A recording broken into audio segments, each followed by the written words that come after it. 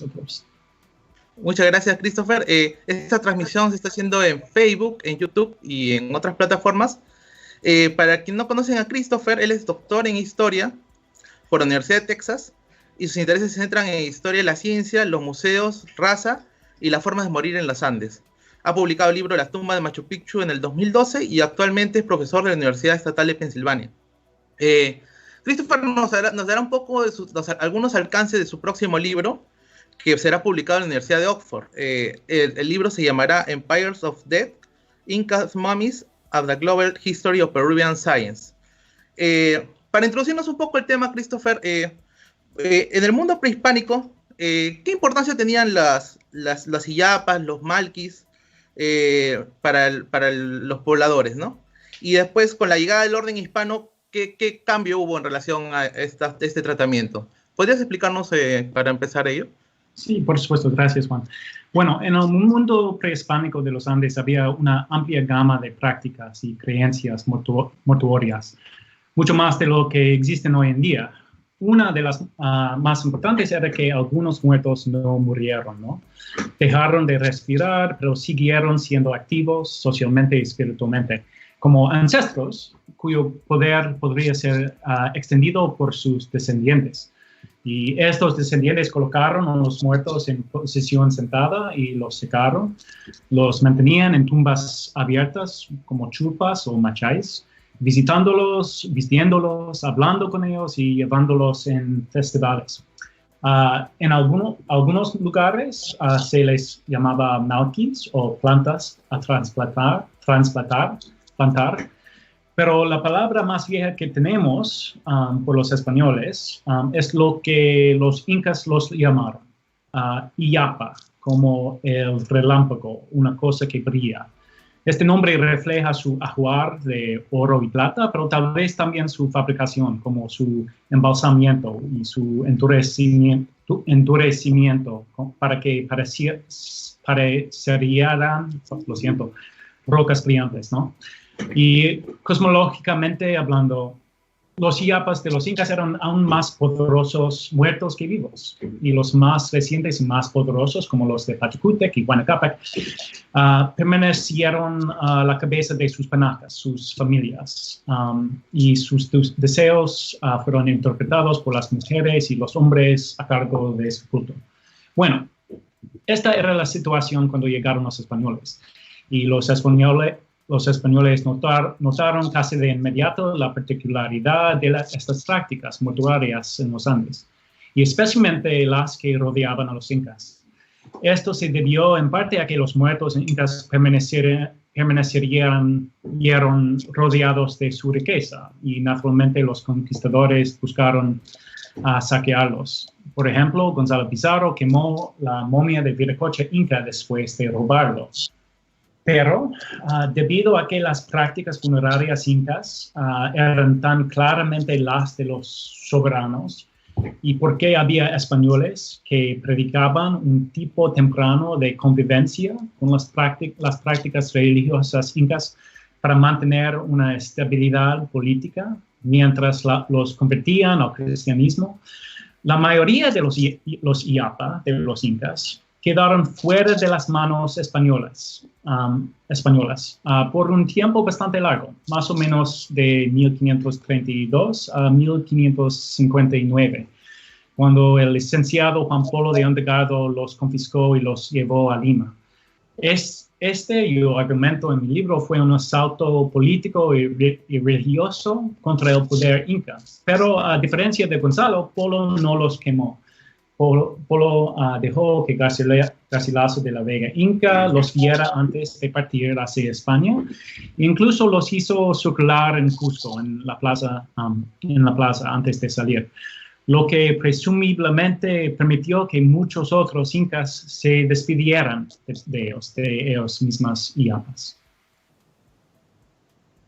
Bueno, entonces hubo como un vínculo religioso y sagrado de estas illapas. Entonces se le da un carácter político también. Y entonces lo que yo te preguntaría es, en el Imperio Español hispano, ¿cómo dejaron este aspecto sagrado, ¿no? momias o estas iyapas, ¿no? ¿Cómo dejaron de ser sagradas y se convirtieron en momias? Sí, en momias como una cosa científica, un objeto que nos acercamos como una cosa de ver en un museo. Bueno, es una cuestión fantástica.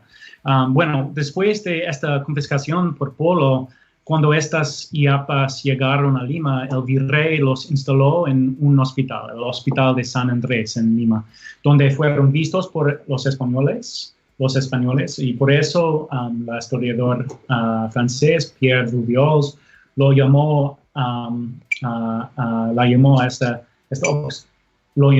hospital como una especie de museo de las momias. Y en aquel sitio su extraordinaria conservación fue examinada por jesuitas como José de Acosta, quien dijo que los españoles estaban muy asombrados por ver el nivel de su embalsamiento. Yo creo que deberíamos pensar en esto, en esta exhibición, como una investigación científica con fines espirituales y políticas. Un intento de explicar la preservación de los incas como una cuestión de ingenio inca y no de santidad, que los Iyapa no eran como los santos, los cuales eran también bien preservados. Incluso los españoles pudieron diseccionar quizás a los muertos incas, como un jesuita posterior, Bernabé Cobo, menciona casualmente en una de sus obras en relación con otros muertos andinos. En cualquier caso, a mediados del siglo XVII, desaparecen de la vista. No vemos los Iyapa en los archivos o las obras de los cronistas. Y nuestra mejor teoría es que en este momento se deterioraron tanto en el clima húmedo de Lima, que tuvieron que ser enterrados en un corral del hospital. Entonces, la ironía es que mientras que estos cuerpos de los Iyapas, de los incas, se estaban deteriorando, estaban siendo momificados en la mente de los europeos. Los libros de los primeros cronistas españoles, de Acosta también, y especialmente de Garcilaso de la Vega, estos libros circularon ampliamente en el mundo atlántico. Y una de las cosas que más llamaba la atención de los lectores ingleses y franceses fue la afirmación de que los incas estaban tan perfectamente embalsamados que parecían estar vivos. Algunos lectores lo creyeron, otros no, pero a fines del siglo XVII se los comparaba en libros con los muertos embalsamados más famosos en el mundo, las momias de Egipto. Y este proceso de comparación resultó que en la década de 1740, algunos historiadores naturales de Francia utilizaron por primera vez la palabra momia para describir a los muertos incas, a los Iyapas o embalsamados. Pero como sostengo en mi libro, esta admisión de antigüedad y preservación colocó los incas debajo de las momias egipcias en términos de complejidad y de civilización. Este quizás es el mensaje más importante de la primera mitad de mi libro, que usamos la palabra momia de manera bastante informal hoy día para describir a los muertos andinos. Pero esto realmente a veces los desgrada del poder y la importancia que alguna vez tuvieron, su esencia sagrada. No son cosas muertas, antiguas o científicas. Los podemos ver como vivos, presentes y aún vigente en el presente. Entonces, su paso de ser Iyapa a momia es una degradación en términos de conocimiento, digamos, ¿no? Sí. Y religioso y de poder. Entonces, ¿qué carácter le dieron a estas nuevas momias en el plano antropológico, arqueológico y científico, digamos, ¿no? ¿Cómo pasaron de ser algo religioso a un objeto científico? Eso quería preguntarte, Christopher. Sí, bueno, creo que se convirtieron en objetos científicos desde el siglo XVI, pero lo que pasó es que cuando la independencia llegó al Perú, había un deseo grande por los anticuarios y protoarqueólogos de Europa y de América del Norte a acercarse a estas momias como ejemplo de la historia de los Andes. Era porque, bueno, por el mismo proceso de momificar los incas y los muertos andinos en el siglo XVIII, había una creencia entre los europeos que los antiguos habitantes del Perú eran los habitantes más antiguos y civilizados del Nuevo Mundo. Y por esas razones, con la independencia del Perú, había una bonanza de coleccionando los momias peruanos, o como ellos decían, incaicas. Los norteamericanos lo llamaron mummy mining o minería de momias, para recoger a los muertos andinos, porque se los imaginó como índices de la habilidad inca para embalsamar, y fueron juzgados y exhibidos como tales. Y también como con un poquito del sensacionalismo, ¿no? de ver una momia. Incluso hoy, cuando los muertos de casi todas las demás personas no se exhiben en muchos países, los muertos andinos, como los muertos egipcios, siguen siendo objetos de museo, de curiosidad, momias, cuyo significado científico parece explicarse por sí mismo. Es obvio que deben ser exhibidos por ser momias. El otro lado de esto es la antropología. Y cuando la antropología se enfocaba en cuestiones de raza biológica en el siglo XIX, las momias peruanas adquirieron un nuevo significado. Fueron vistas como cápsulas del tiempo, de antigüedad racial, cuya preservación garantizaba que sus contenidos, sus cráneos, estaban no contaminados, entre comillas, por mestizaje, ¿no? En otras palabras, fueron racializados, y cuando los antropólogos y arqueólogos peruanos y extranjeros del siglo XIX se volvieron más interesados en la antigua raza peruana, resultó en una gran cantidad de coleccionismo de calaveras, además de momias. De modo que los muertos peruanos siguen siendo la población más grande en algunos museos mundiales. Estamos con Christopher Gini, profesor de la Universidad Penn State. Estamos en vivo para las distintas plataformas, Facebook y Twitter y YouTube.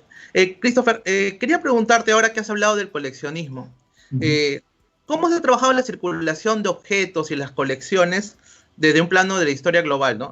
¿Nos podrías comentar un poco la historiografía al respecto, actual más o menos? Sí, por supuesto. Durante unos 30 años ha sido una línea de investigación fructífera. Hay un volumen editado en los años 80 de Arjun Appadurai, The Social Life of Things, y este volumen con un volumen más de la historia de ciencia de Lorraine Daston, Biographies of Scientific Objects, establecieron una línea de base importante, uniendo la historia cultural, la historia intelectual y la historia de los productos, de commodities, en inglés, lo siento, para modelar cómo modelar la transformación y translación de un objeto físico, como un objeto físico puede ser cambiado por diferentes maneras de verlas, y como cuando se mueve a través de marcos de comprensión, se acumula nuevas ideas, nuevas identidades. esta ruta ha sido especialmente fructífera para la historia global y de coleccionismo. Una manera de repensar los museos, no solo como institutos nacionales o locales, sino enredado con el mundo más allá.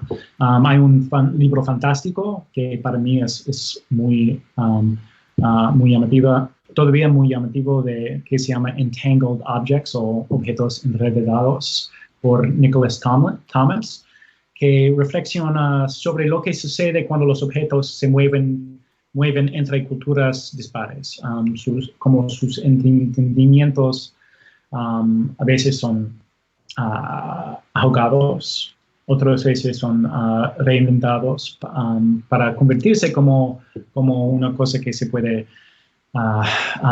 comprar y vender, ¿no? También hay un libro fantástico de Ricardo Roque, un portugués, sobre la recolección de calaveras en Papua Nueva Guinea por los portugueses. Habían misioneros quienes compraban o adquirieron estas calaveras para mandar al Museo de Lisboa. Pero Roque nos llama a ver que esta forma de coleccionar trabajó con la Casa de Cabezas local. Y Roque lo llama como una especie de parasitismo mutual con los muertos. Para los Andes hay un libro fantástico de Stephanie Ganger, Relics of the Past, que creo que está a punto de salir en español, que trata de los objetos anticuarios y cómo se convirtieron cuando se pasaron de comunidades indígenas a museos en Cusco y Lima y más allá. Bueno, y para mí el poder de este enfoque en los objetos globales es que nos permite descolonizar los museos y también las historias, las narraciones nacionales de la historia, por mostrar orígenes distantes, pero también significados aún poderosos y vigentes. Podemos establecer conexiones y no negarlas. Christopher, ahora que hablas de las conexiones y el tema de la globalidad, ¿cuánto prima la interdisciplinariedad, por ejemplo, en tu tema de estudio, ¿no? ¿Cómo usas tú la interdisciplinariedad para acercarte a estas momias o estos objetos coleccionables, yapas, etcétera? Sí, bueno, es muy ventajoso. Paso mucho tiempo en museos en Lima, en Cusco y también en los Estados Unidos y por eso mucho tiempo hablando con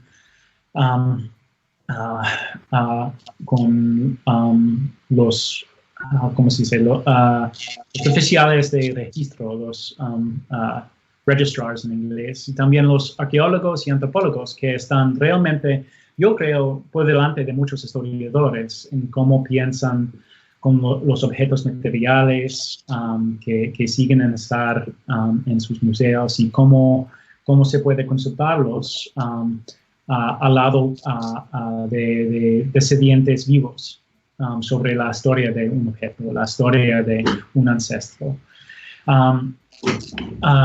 En 2007, yo creo, quizás, no, 17. Yo estuve en Lima por una conferencia de un congreso de momias, a que asistieron muchos antropólogos, pero también biólogos y cardiólogos, además de esto. Y en aquel encuentro conocí a su colega allá en Ecuador, María Patricia Ordóñez, quien escribió una tesis fantástica sobre, es antropóloga, y ella escribió una tesis fantástica sobre las momias andinos en museos europeos. Y estos esfuerzos y intercambios me inspiran a hacerlo mejor en mi propio trabajo. Incluso me ayuda a aclarar en qué específicamente la historia es buena. Tenemos nuestros propios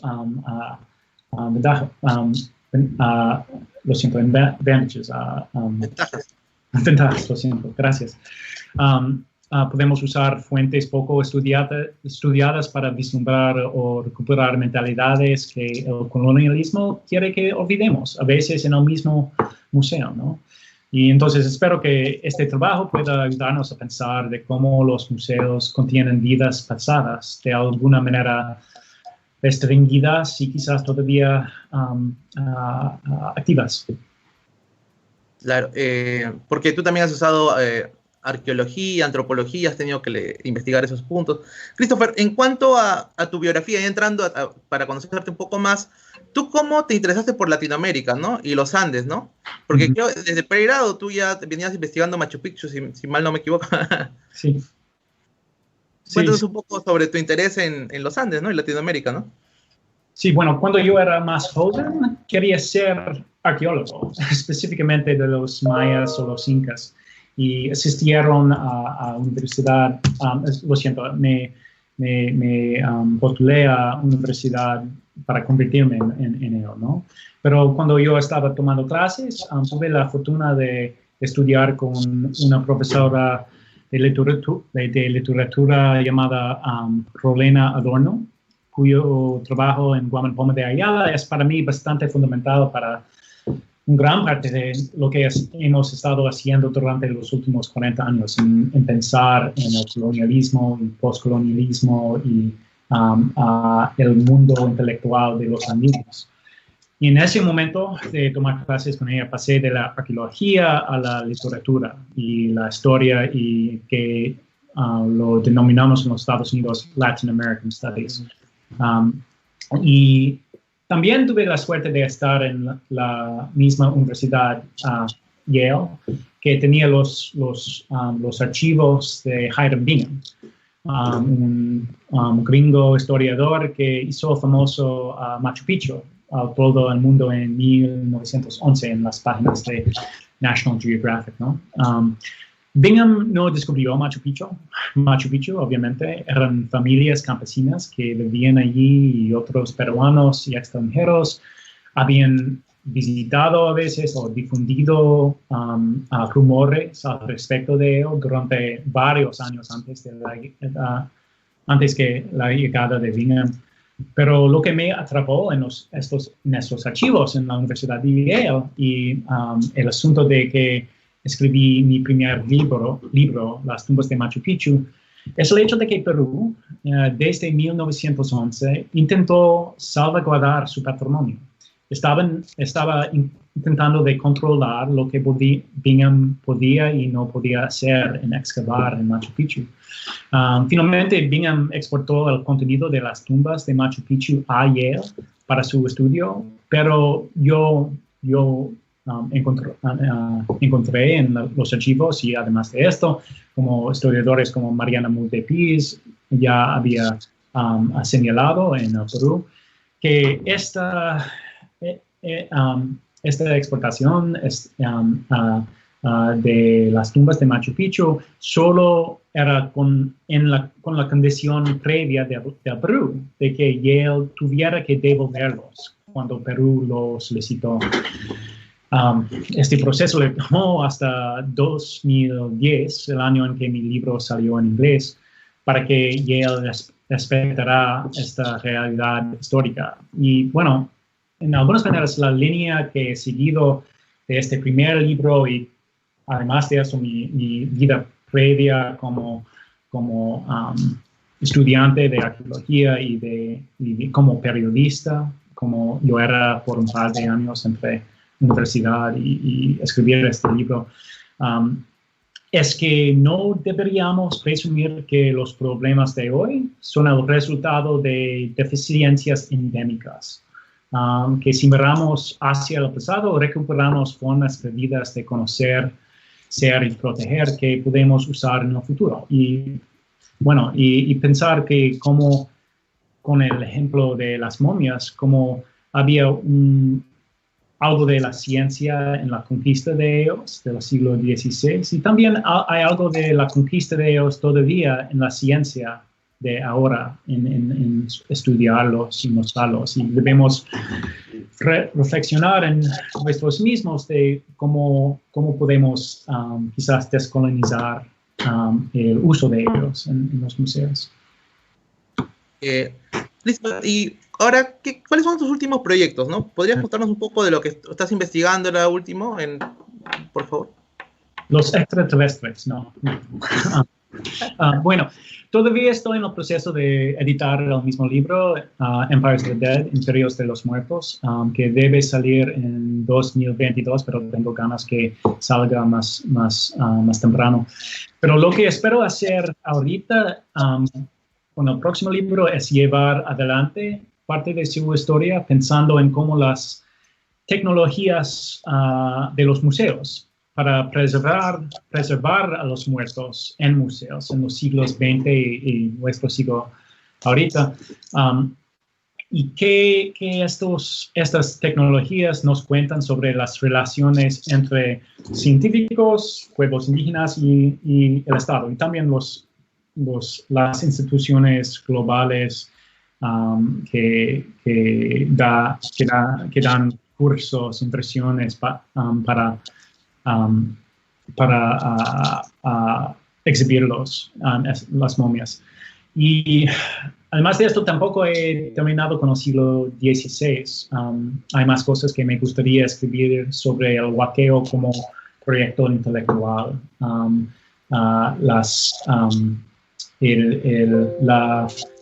La mentalidad, no solo colonial, sino intelectual y bíblica a veces, de qué está pasando cuando un conquistador o misionero o otra persona, Colón, estaba abriendo tumbas en el mundo atlántico en el siglo XVI. Fascinante. Bueno, Christopher, ¿alguna reflexión para culminar la presentación?